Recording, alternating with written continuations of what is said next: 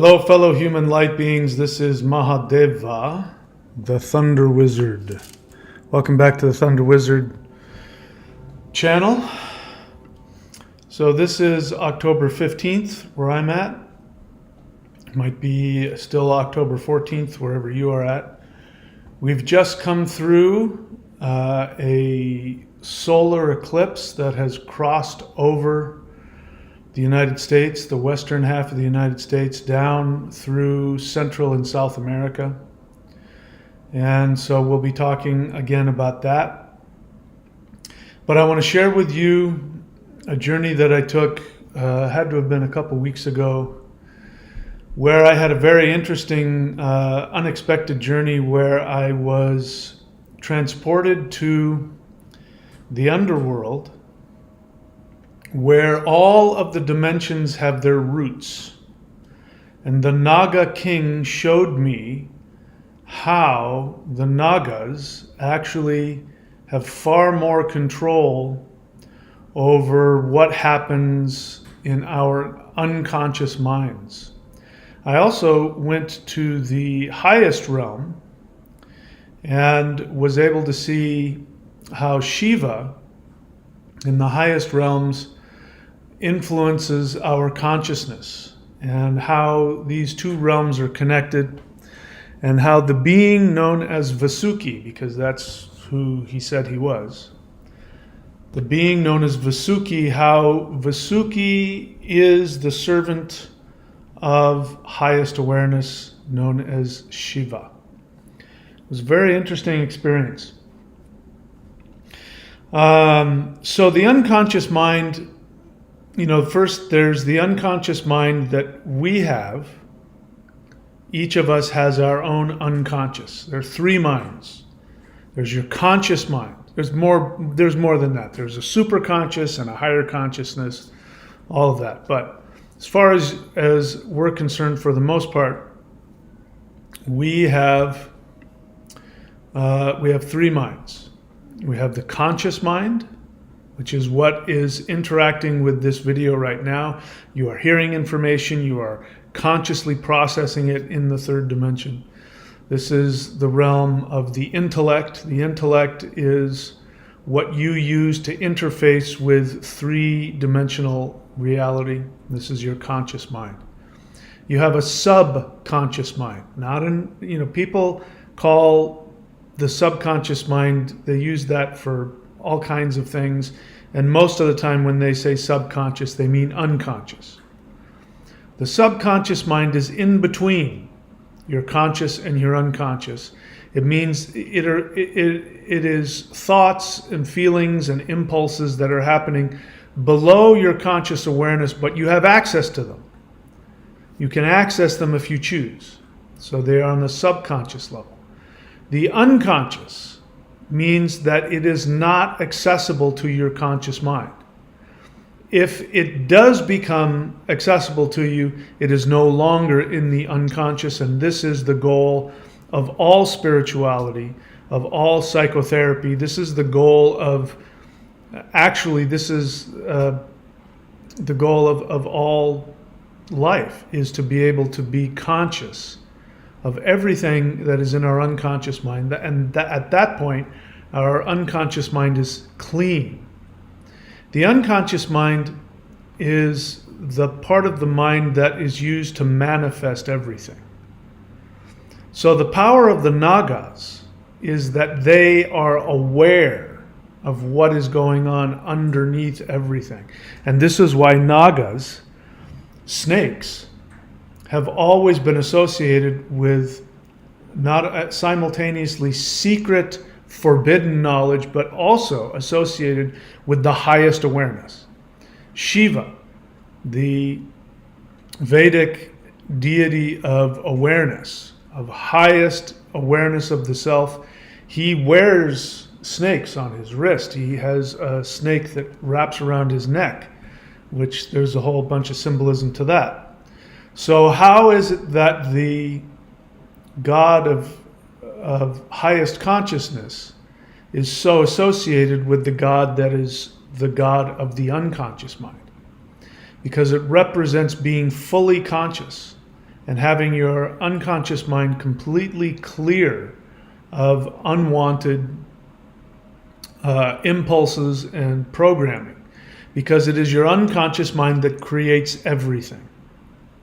Now, when we talk about the unconscious mind, we talk about people having unconscious, I talk about it all the time, people who have unconscious agendas. We are experiencing major world wars, and there is nothing more symbolic of the unconscious mind gone completely haywire with the war in Palestine, Israel right now.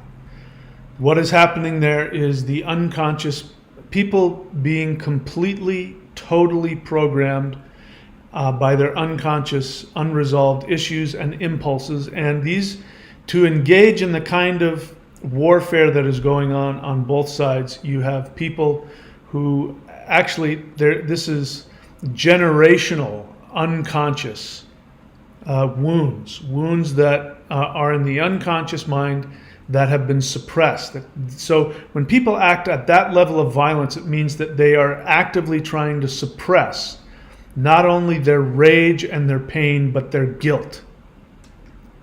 You don't have people acting like that who aren't full of guilt, self-devaluation, self-hatred, and of course this becomes projected onto other people. So regardless of what side you're on in that conflict, what I just said is true for both sides. Otherwise there wouldn't be any conflict. I did delete past 2 or 3 live streams because it's just, YouTube is not the place to talk truthfully about these things. And even though a lot of people are doing it, and openly so, anyway, it's something that could get you, you could lose your channel over it. So I'm not going to take that risk. I've come to the conclusion it's not my job to talk about these things. That's the job for other people. My job is to talk about what we're talking about today. And so we're going to talk about who the Nagas really are.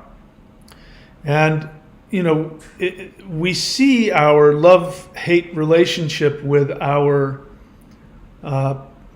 path to awareness with what is portrayed in religion and even in, popular New Age spirituality all over the place. Because we have people on the one hand who believe that Nagas are evil reptilian beings who are seeking to keep you trapped and to feed off of your essence. This is also shown very strongly in the Abrahamic tradition, where the serpent comes to Adam and Eve and tempts them with full awareness of themselves. And when they decide to follow, and by the way, the serpent doesn't give the awareness. The serpent says, the awareness is here. All you got to do is take it. You got to take it. So the serpent doesn't give it to him. The serpent just points out where it is. And it's the symbolic of the fruit of the tree of life. And the incredibly irrational, ironic thing is that when they choose to reach out and eat the fruit, which symbolizes becoming fully conscious of their essence, their truth, then their supposed creator becomes furious and curses them. And every single human being ever since then, according to this belief system, has been cursed and death, hell, eternal damnation for something they haven't done. So there's so much guilt. And you have to ask the question, why are the powers that be? Why do the powers that be, going back thousands of years, want to prevent you from being fully conscious of your true essence? Obviously, because if you are fully conscious of who you are at the deepest level, you cannot be controlled.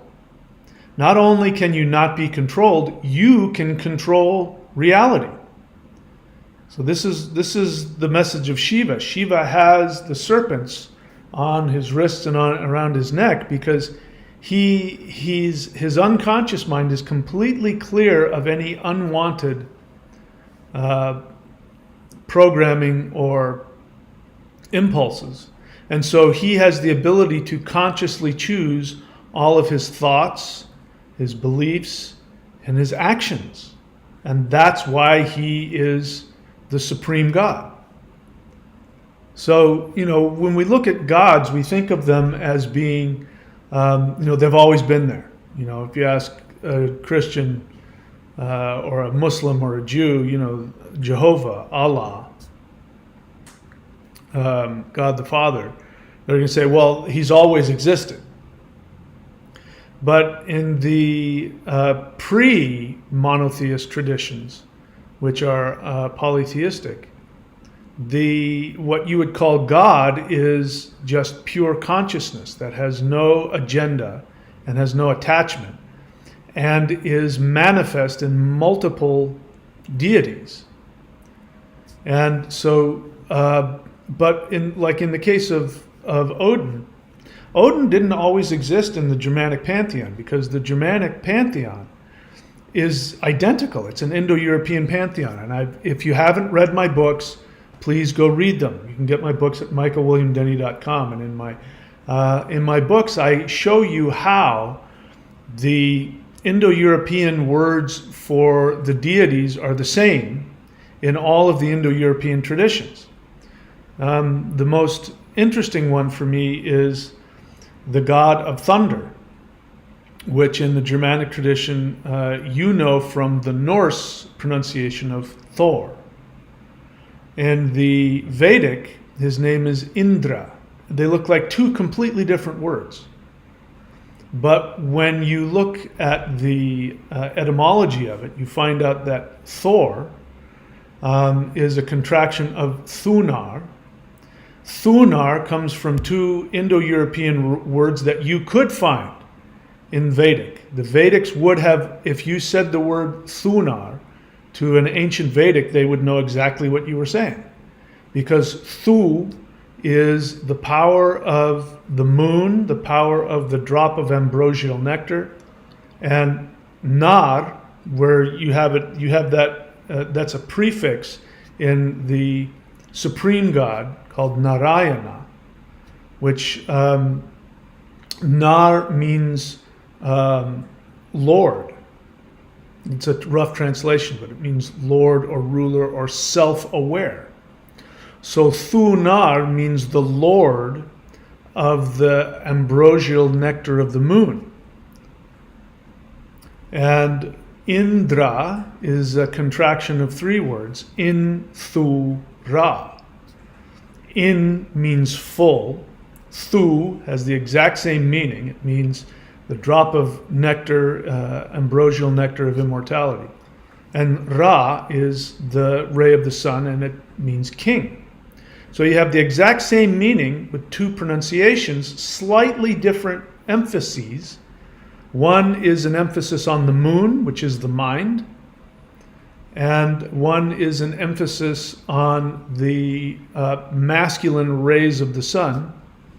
I say that because the internal part of the moon is feminine, but the external rays of the sun are masculine. So you have Inthura, which means the Lord or the king of the full moon. Because the full moon, the way that the mythology goes is that when the moon becomes full, it's like this fruit that's full of ambrosial nectar.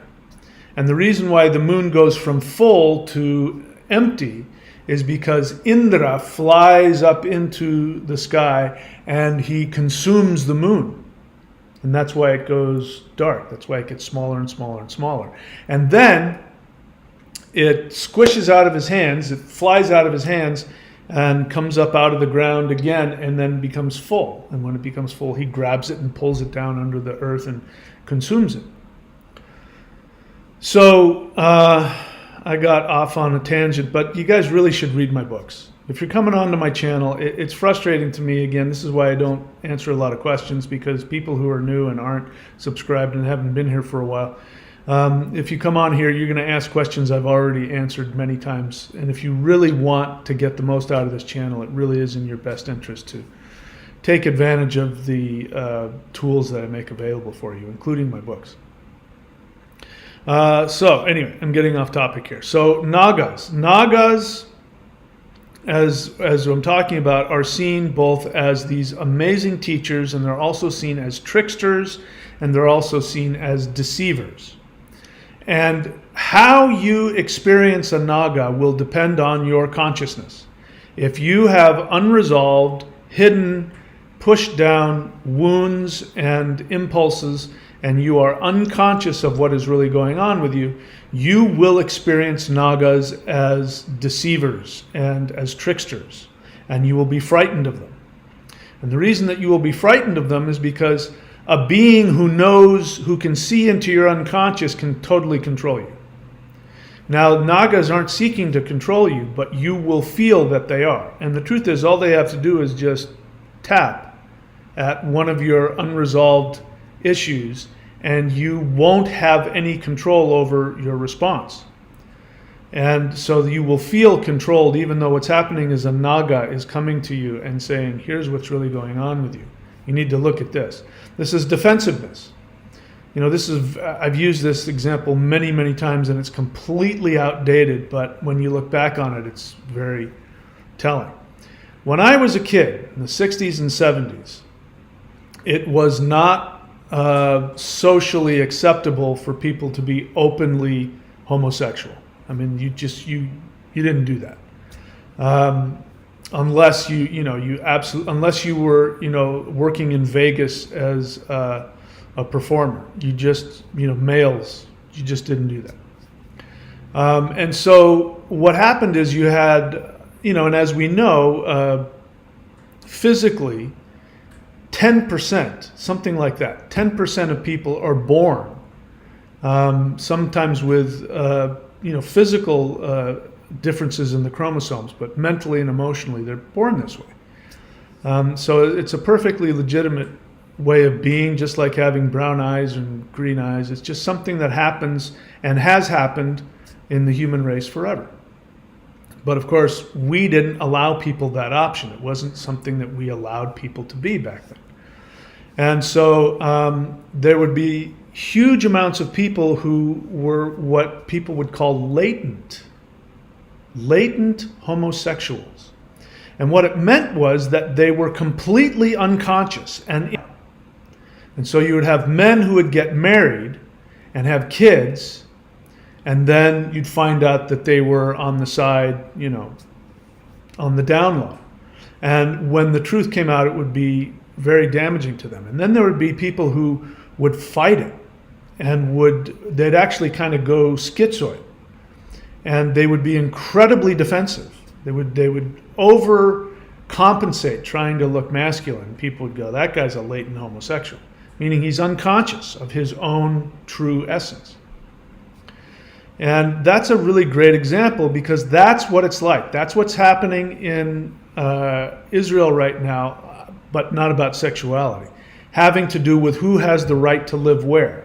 You have tremendous unconsciousness and tremendous defensive when you know what you've done is unacceptable.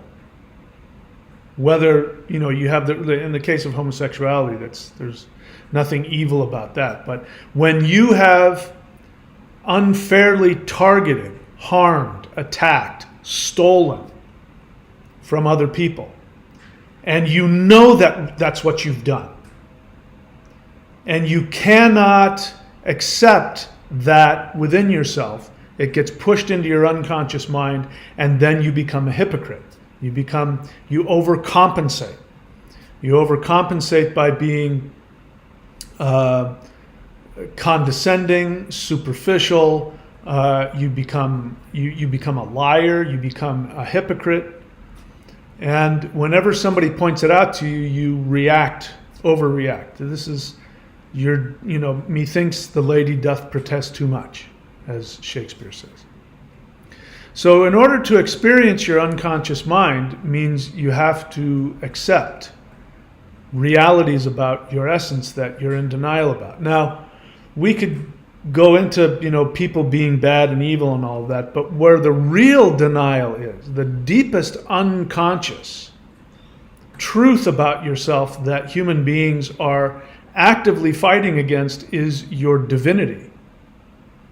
And I only know this because I've had this revelation in my life over the past year and a half, that our true essence is not these 3D beings walking around, with the meat bag that we're wearing and with the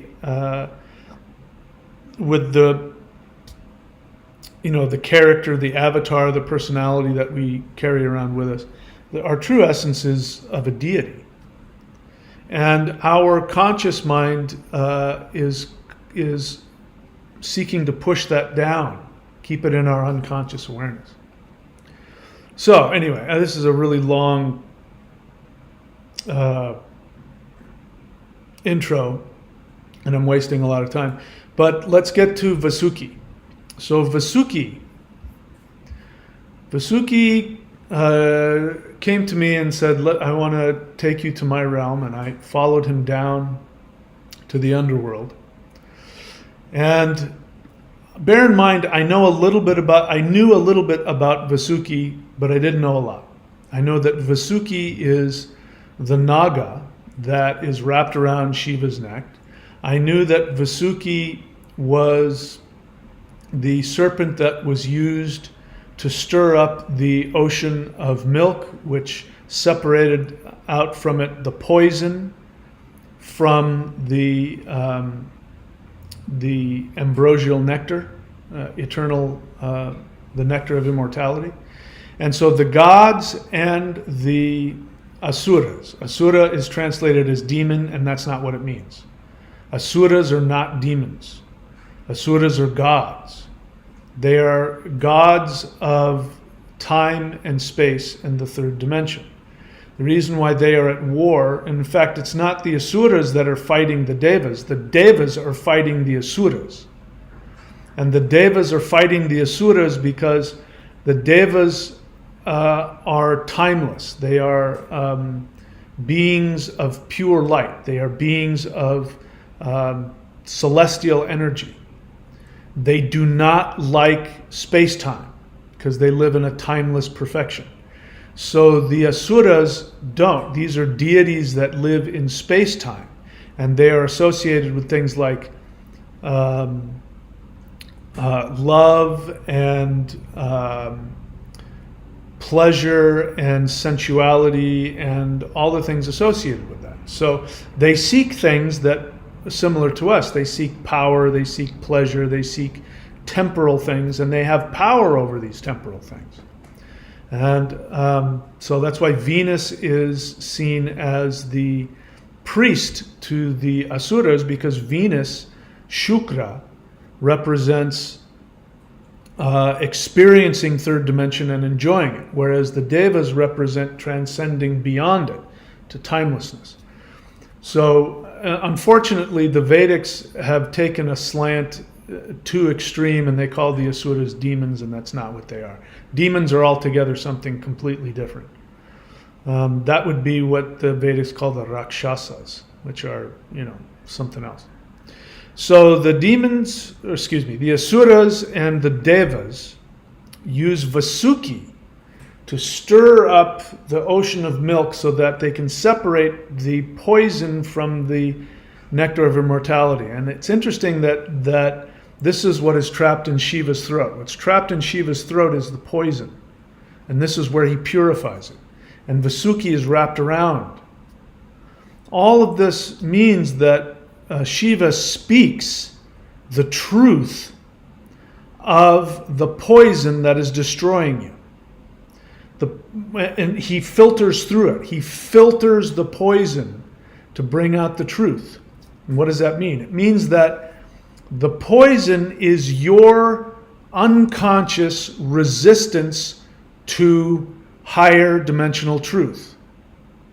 The reason why it's experienced as poison is because if you were to experience higher dimensional truth unfiltered, your three-dimensional being, your three-dimensional mind, your ego, and your body would disappear.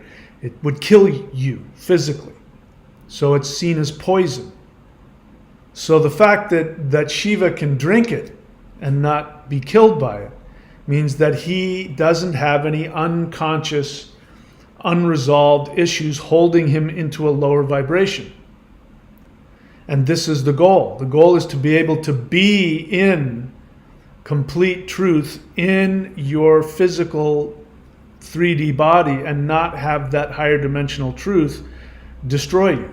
Now, I don't have the ability to do that. I wish I did. Whenever I experience a very higher dimensional being, I suffer for the next couple of days because my three-dimensional brain really struggles against it. And it's sometimes very painful for me. And I go through all kinds of fear and anger and depression as I expand beyond it. But Shiva doesn't have that problem. Interestingly enough, this is Odin. Odin and Shiva are the same being, in case you didn't know that. One of the names for Shiva is Ugra, which means terrifying. Again, terrifying not to him, terrifying to us, because if we see him in his purest form, our three-dimensional lower vibrational minds flip out. They can't handle it. It frightens us because it means the death of our three-dimensional ego. So it's horrifying to see Shiva in his true state, his Ugra state. And Odin has the same name. His name is Ug, and that is just the Norse pronunciation of the Vedic word Ugra. Ug and Ugra. In English, we have the word ugly, which means that you have the adverbial suffix to the word ug. Uglice means that which behaves horrifyingly. So when somebody was ugly, it didn't mean that they looked bad. It meant that they were horrifying in their actions. But it's now, over time turned into somebody who's unpleasant to look at. So this is the same being. Odin and Shiva are the same being. And again, if you read my books, you already know this. You don't have to listen to me say it. So Vasuki is the being that stirs the ocean of milk, and Vasuki is what he told me as I went under the earth. So took me deep under everything.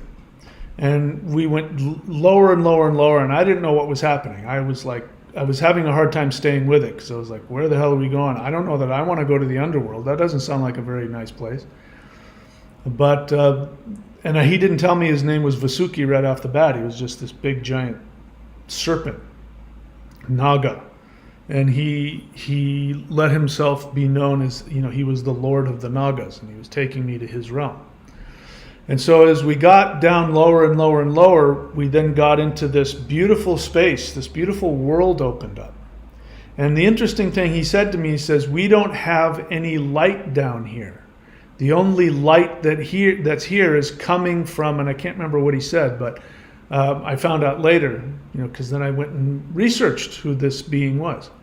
The light was coming from, was glowing off of the objects inside. So there was plenty of light, but it wasn't like coming in from somewhere else. It was light of different colors, really beautiful, psychedelic colors of blue and purple and green and red and orange and yellow. And it was dazzling. It was like it was like there was all these, gemstones all around, and the light was coming out of the gemstones, and it was just really wonderful and trippy and beautiful, and it was very calm and peaceful. And I wasn't expecting that. I was expecting, I decided I was going to the unconscious, so it was going to be filled with all kinds of horrible things, monsters and demons and nightmares, but none of that was there. It was a very peaceful, beautiful place. And he took me down there and he said, this is where all of the dimensions converge. So the way that I saw it was, imagine a globe, right? Or more like an egg. And at the bottom of the egg, the egg is imagine an onion. So an onion in the shape of an egg. And each of the layers of skin on the onion were dimensions. And all of these dimensions were coming down to, and they were consolidating at a point at the bottom of this egg teardrop looking thing. And so all of the infinite dimensions came to one point. And he said, that's where I live, right? You know, as these dimensions are coming to one point, that's where he lives. This is the underworld. And he went on to say that he was the Lord of the unconscious. And that by learning from him, you could master your unconscious. You could clean your unconscious of all of the unresolved issues that and impulses that are driving you. And at that point, he told me his name was Vasuki. I recognized the name, but of course I didn't have all the facts about him. I knew a little bit about him, but not all the facts. And then he went on to say more, really helping me understand all that by working with him, you can be in all dimensions at once. He was in every dimension. And what he did, the things he said and the things that he did would instantly be manifested in all of the dimensions as they moved out and separated into the multiverse. And so, I mean, that was a really wonderful experience, and I was trying to learn from it. And then he taught me the secrets of Rahu and Ketu. So we just went through an eclipse, and there's no coincidence that this war, which is being touted as a response to terrorism, there's no coincidence that this is happening, just as we're entering this incredibly powerful experience of these eclipses. There's going to be a lunar eclipse, in a couple of weeks. These are happening back to back, and this is an incredibly powerful time. But what ends up happening during eclipses is that people are completely controlled. If they aren't clear in their unconscious, they're completely, totally controlled by their unconscious agendas, unresolved wounds, and their impulses. And they really have no control over what they're doing, and they can't stop themselves. So when we look at eclipses, we have to understand Rahu and Ketu. So Rahu and Ketu are, one is the head of the snake, and the other is the body of the snake. And they both represent negative things to three-dimensional life. And they also both represent high degrees of spirituality and awareness at the same time. And again, your response to the effect of Rahu and Ketu will be determined by the level of conscious awareness that you have on your unconscious level. We have Rahu right now is in Gandanta, which means that Rahu is moving from the fire sign of Aries to the water sign of Pisces, going backwards. And whenever you have any planet that's Gandanta, that's in between, moving from water to fire or fire to water, that planet is completely out of control, and the most intense aspects of that planet come out. So Rahu represents, on the negative side, represents illusion, obsession, addiction, theft, murder, all the horrible things that happen when somebody completely loses a connection to their soul.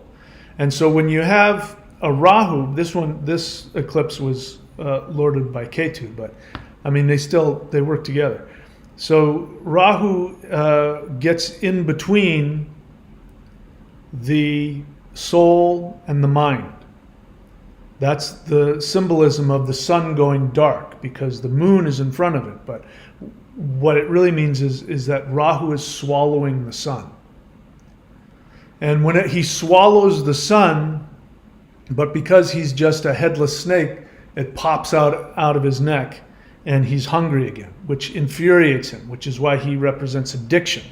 It's, when somebody's addicted to drugs, alcohol, sex, porn, whatever it is, the addiction represents an actual desire to feed the soul, but using the wrong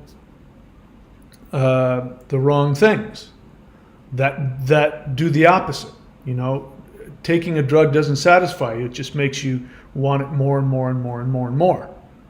And so that's what Rahu is. That's what he represents.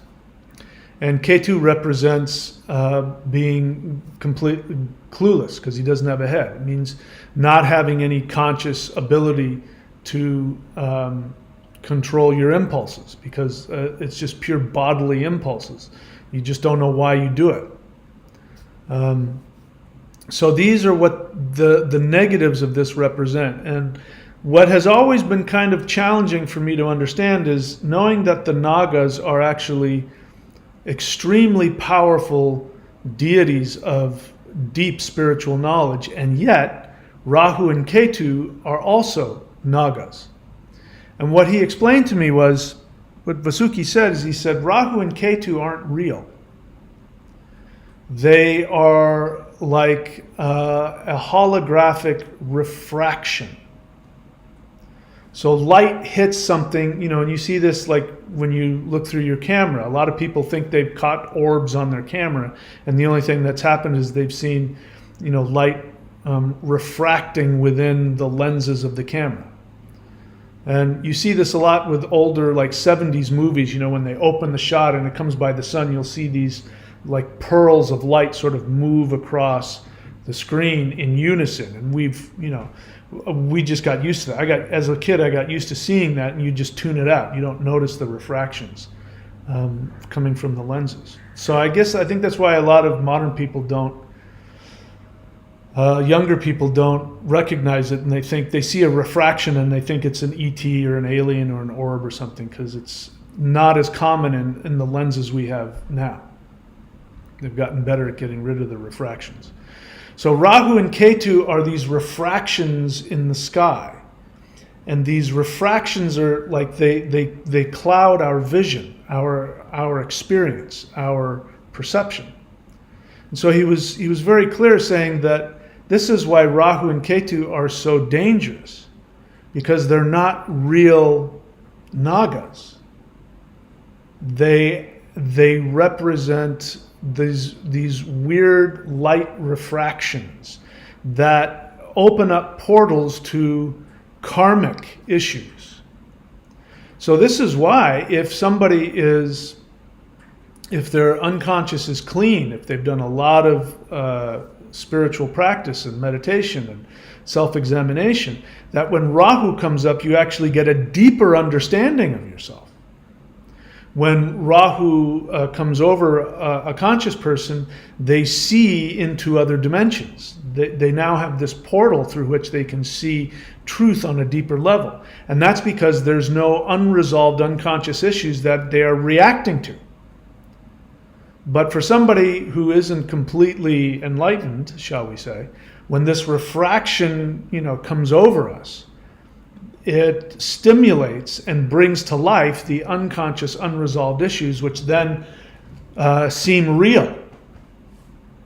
They control you. This is mental illness. People who are mentally ill, it's almost like they're wearing these, it's almost exactly like they're wearing these virtual reality glasses. They're seeing something else going on in front of them, and they think it's real. And they look at you and they don't see you, they see whatever thing is being played in front of their eyes. And that's why they're crazy, because they don't have an actual connection to objective reality. It's a purely internally created illusion that they project onto their world. And that's Rahu and Ketu. So the idea being that the more that you work directly with these Naga beings and learn from them, the more you can see these refractions called Rahu and Ketu, which are karmic initiators. When you interact with them from the perspective of the Naga, you will see into deeper meanings. So This is why I know I can't get, I've gotten into it in recent videos. I won't get into it today, but this is why what's happening in Israel has literally almost nothing to do with what's happening in this moment. This is thousands of years of karmic, unresolved issues between the 10 tribes of Israel and the other 2 tribes, the Judeans and the Kohanim. The Judeans and the Kohanim separated themselves from the other 10 tribes of Israel about 2,500, 3,000 years ago, and they've been at odds with each other ever since. And that's all that's happening. It's not what you see on the surface. And the saddest part is the people who should know the most about their ancient history are completely clueless of this. They're just totally clueless. They would have no idea what I'm talking about. They're clueless of their own history, and they're being driven by the unresolved wounds of their history. And that's a very sad thing. It's a very sad thing to see. And it represents what is coming out with this shift and what's coming out astrologically, what is going through with everybody. Everybody is having to face their unresolved karmic issues. If you happen to be part of a society or you have chosen to be part of a society that has a very strong collective conscious identity, religions, cults, narratives. If you want to be part of a narrative and you want to be part of a group, then the unresolved, unconscious issues of that group will completely control all of your thoughts, feelings, and emotional reactions, and you will act completely, totally irrationally. That's what's happening in Israel. These people are completely clueless of where this is all coming from, and they are being completely manipulated.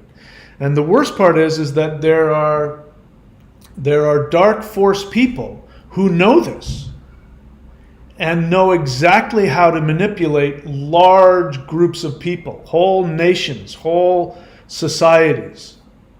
They can completely manipulate a whole millions or billions of people by instigating something that they know will trigger their unresolved karmic issues. This is This is why the dark forces are looked upon as being black magicians and sorcerers, because that's what black magicians do. They manipulate your unconscious mind so that they can control you and then get what they want from you. And this is what's happening right now. At the same time, what happens is every time that Rahu and Ketu come to the surface like this, things become revealed. So I don't know exactly what's going to be revealed. And it's sad that we have to go through all of this death and destruction and innocent people being hurt, killed. It's very horrible. But this has to happen in order for people to become conscious. And this happens in therapy. When somebody has a breakthrough in therapy, it's usually when some really uncomfortable stuff comes to the surface and they're on the verge of leaving their therapy because they can't tolerate it, and they project onto the therapist, or in my case as a teacher, students will project onto me saying I'm doing things and saying things and thinking things about them that aren't true. And that's why, when anybody works with me, before they stop working with me, if they become an apprentice, they agree to talk to me first. You want to leave? You want to stop working with me? Great. You have to have a paid session with me, and you have to explain to me exactly why. And together, if we both come to the conclusion that you're conscious about this, we'll say goodbye. If not, I will point out to you, here's what I see happening in your unconscious. You can either stay with me and heal through this, or you can run away from it and stop working with me. It's up to you. And this is what the world is saying. This is that shift, that split that's happening. People who are willing to look at their part, their unconscious, unresolved wounds, and see how they have been acting destructively to themselves and others. When they're willing to look at that and face that pain, that guilt, that misery, that anger, and move past it, they'll shift up to a higher frequency. Those that resist, they'll shift down to a lower frequency. And that is why religions that have a very low frequency, like Christianity, see the serpent as the devil. And that's why spiritual practices like the Vedic and the ancient Indo-European practices, they see serpents as higher beings of forbidden knowledge that release you from death. Let's see. So that's the lower side of it. But I also then found in the center of this teardrop shaped onion of dimensions, there was a shaft of light that went from the bottom all the way up to the top. So in the underworld, Vasuki took me to this shaft of light, and I could see this shaft of light going all the way infinitely up to the top. And then I was transported to the top, and I was in a completely different realm. And there was an eagle up there. And the eagle was perched on the top of this, where all of the dimensions came together at the top of this egg-shaped thing, and was able to see down, and was able to see clearly, because, as you know, birds have unbelievable eyesight. They can be, really high in the sky, and they can see things from miles away that we wouldn't be able to see. We have to put binoculars to be able to see what they can see. And so this eagle was at the top of this convergence of all of the dimensions, and was able to look down and see exactly what was going on. And the light shaft that was going from the top to the bottom, that went through all of the dimensions, this was Shiva. This was consciousness. And the reason why Vishnu and Brahma, in case you know, one of the mythologies around Shiva is that Brahma, the creator, and Vishnu, the preserver, saw this beautiful shaft of light going in infinite directions up and down. And so, if I remember correctly, Vishnu said, I'm going to travel up and see if I get to the top. And Brahma said, okay, I'll travel down and see if I can find the bottom. Now this means something, because Brahma is related to the unconscious, because he represents creation. This is why worshiping Brahma brings tremendous wisdom. Because if you worship Brahma, you learn how to create from the unconscious mind. He's no longer worshipped as the creator, but he was. Brahma used to be the guy, the creator. So he's going down because he represents manifestation and lower vibrations.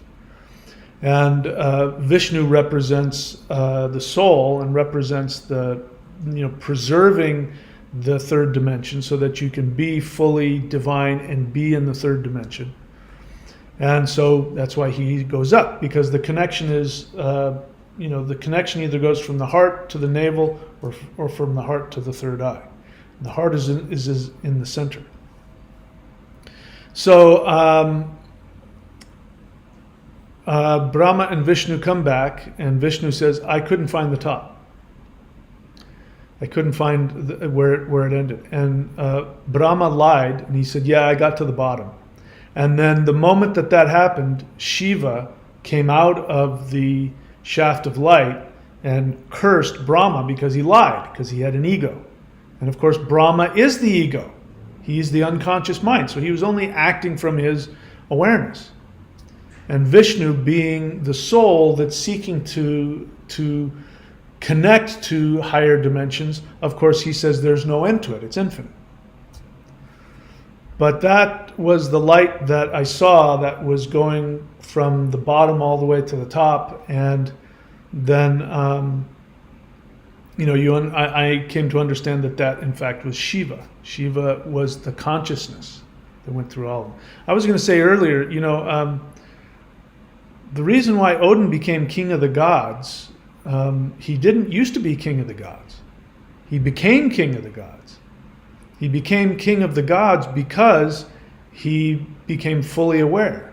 He sacrificed himself to himself, and the mysteries of the universe appeared to him, and screaming he took them up. He is the only one of the Norse gods that's able to go to all of the different worlds and keep his identity, especially the North. The North represents nothing solidified. It represents pure potential. Any other being goes into the North and they disintegrate because their identity becomes completely dissolved. But Odin is able to go into the North. And the reason why Odin is associated with the planet Mercury, he became king of the gods.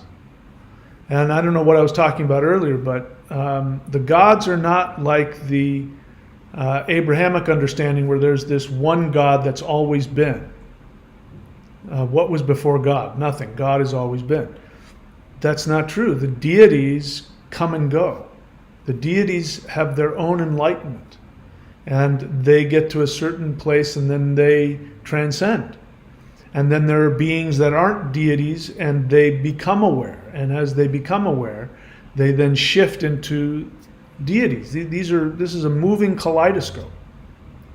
And the reason why that's important is because you are a moving kaleidoscope as well. And if you want to become a deity, you can. But you have to go through the process. You have to go through the process that deities go through. Odin had to go through a process to become king of the gods, to become aware. And I believe the same is true with Shiva. I'm not even sure that Shiva is one person.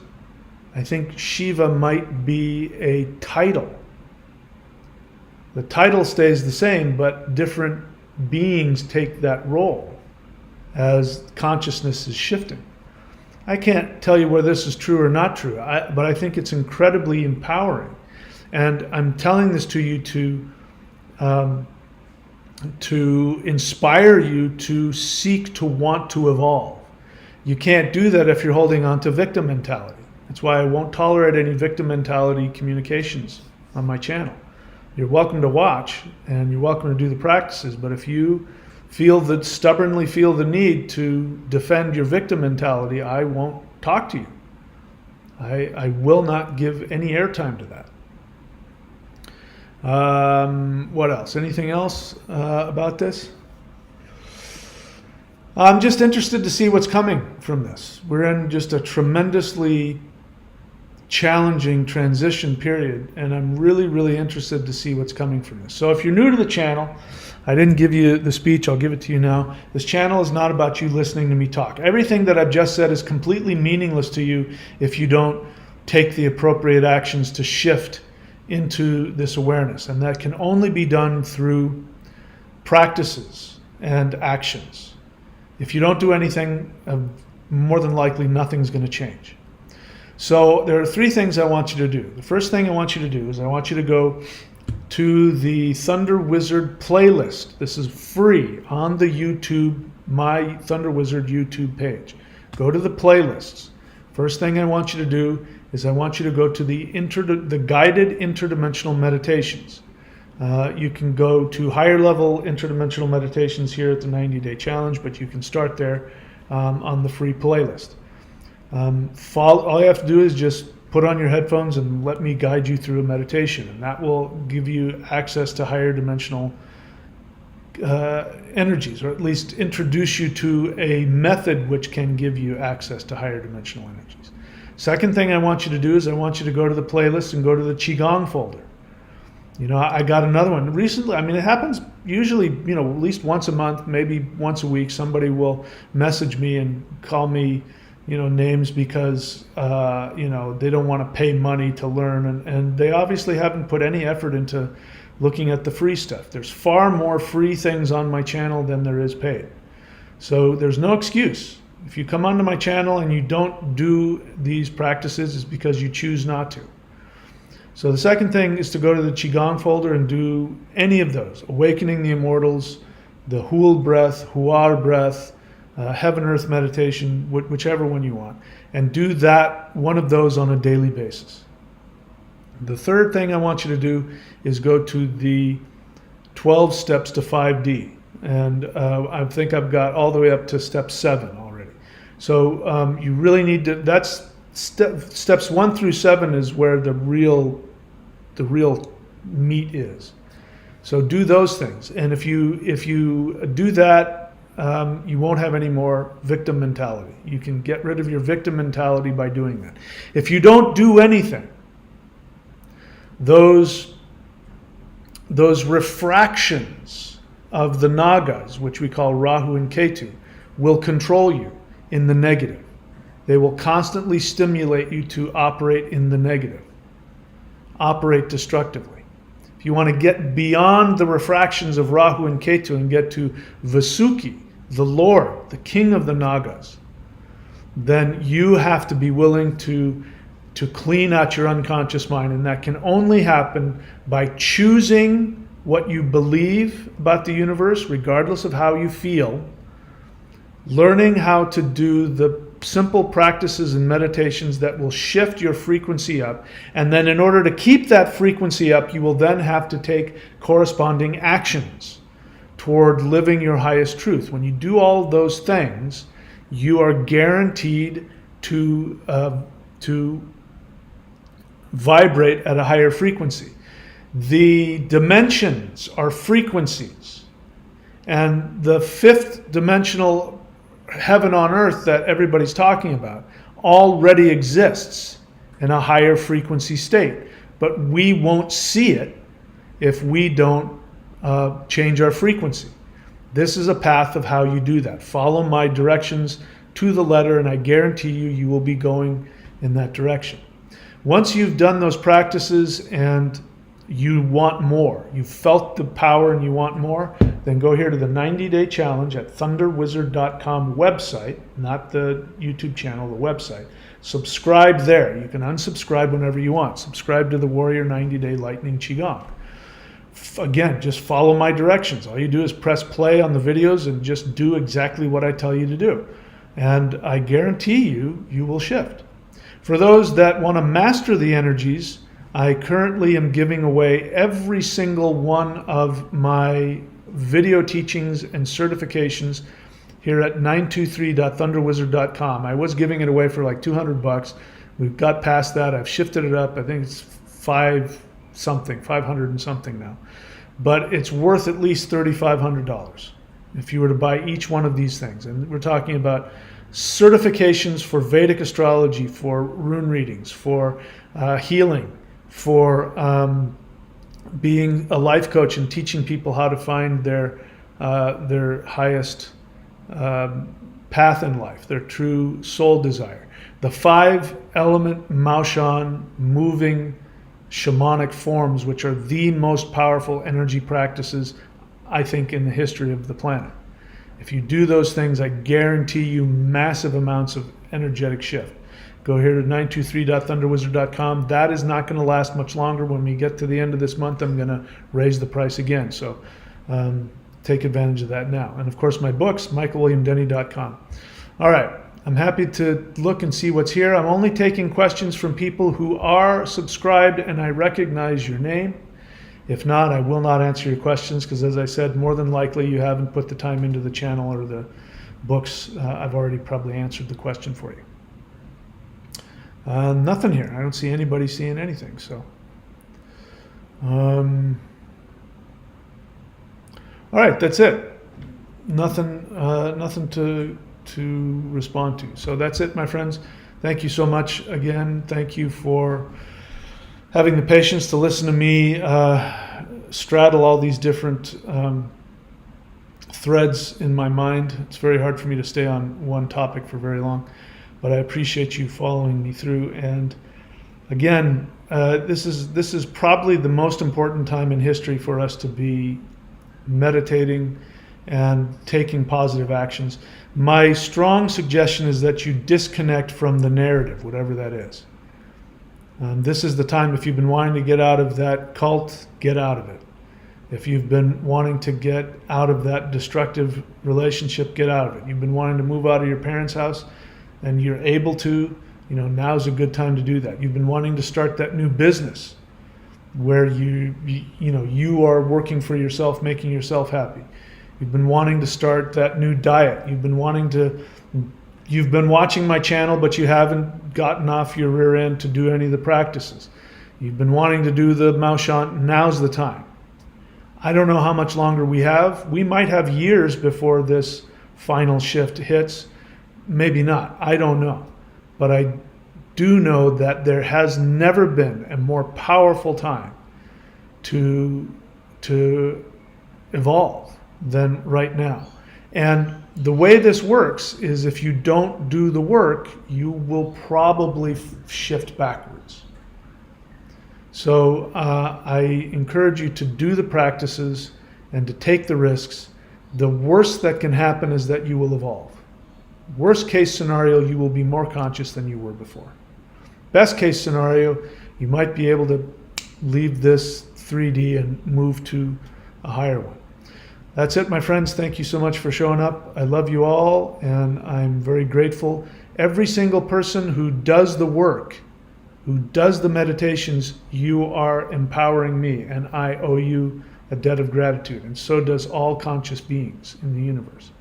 If you're supporting the channel in any of these financial ways, of course, I'm extremely appreciative because you help me keep the lights on. You guys don't support this channel, it won't stay. This is the only way that I can keep doing this. So whatever it is that you do in support of this channel, in support of your own empowerment, you have my deepest gratitude, and I am grateful. So if the flash don't come, and or I've got a question here. Matt Mordarski. I do know who Matt Mordarski is. How can we work with the Nagas? Question. You can do what I did. You can go in interdimensional meditation and ask to talk to them.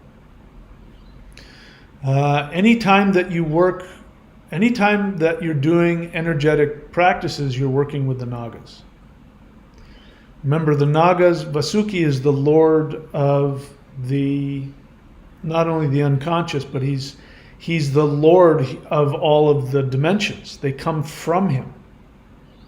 And they culminate in Shiva, but they come from him. So anything that you do within these dimensional walls that empowers you, you're working with the Nagas.